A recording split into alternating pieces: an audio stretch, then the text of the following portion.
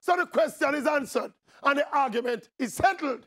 Clarendon College is the best schoolboy football team in Jamaica. CC made it official after beating Manning Cup champions Kingston College in the Olivier Shield final on the weekend. And look, this is a team that has faced a lot of adversity at key points during the season.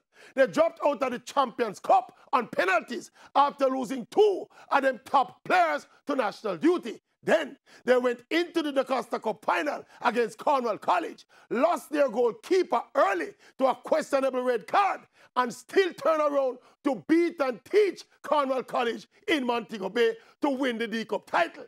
Then it was on to the Olivier Shield final, which was due to be played in Clarendon. Based on the alternating of the venue between town and country, Issa said KC is in the final, so it won't play a stadium. Well, Clarendon College duly marched into the National Stadium and smashed out all purple teeth to become the first Costa Cup team in 14 years to win the symbol of all island schoolboy football supremacy outright.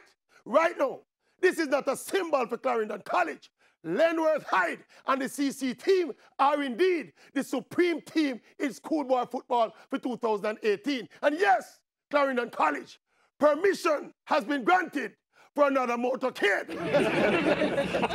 But it must be in and around the town of Chapelton and its environment. So yes, permission granted by the Maverick. Go ahead with the motorcade. Motorcade, look.